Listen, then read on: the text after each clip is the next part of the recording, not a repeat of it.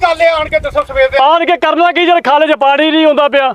ਚਲੋ ਕੰਮ ਕਰੋ ਗੱਲਾਂ ਨਾ ਕਰੋ ਪਾਣੀ ਆ ਗਿਆ ਉਦੋਂ ਜਦੋਂ ਪਾਣੀ ਆਉਂਦਾ ਉਦੋਂ ਤੂੰ ਆ ਜਾਣਾ।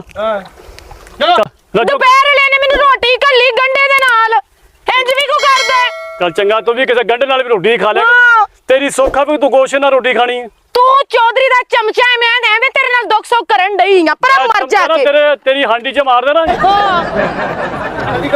ਚਮਚਾ। ਇੰਨੀ ਜਗ੍ਹਾ ਰਹਿ ਗਈ ਯਾਰ। ਉਹ ਕਾਕਾ ਤੂੰ ਵੀ ਬਸ ਥੋੜਾ ਥਾਂ ਰਹਿ ਗਿਆ। ਚੌਧਰੀ ਸਾਹਿਬ ਨੂੰ ਰਾਜੀ ਕਰ ਦਈਏ।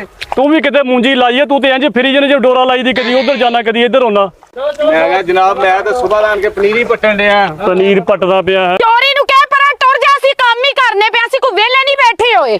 ਤੈਨੂੰ ਪਤਾ ਚੌਧਰੀ ਦਾ ਗੁੱਸੇ ਦਾ ਬੜਾ ਕੁੱਤਾ ਜੀ। ਉਹ ਚੌਧਰੀ ਸਾਹਿਬ ਇਹਦੀ ਗੱਲ ਕਰ ਰਿਹਾ। ਉਹ ਚੌਧਰੀ ਸਾਹਿਬ ਲੱਸੀ ਫੜ ਲਿਆਓ। ਲੱਸੀ ਚੌਧਰੀ ਨੇ ਆਪ ਨਹੀਂ ਪੀਤੀ ਹੋਣੀ ਤੂੰ ਚੌਧਰੀ ਨੂੰ ਕਹੀ ਜਾਂਦਾ।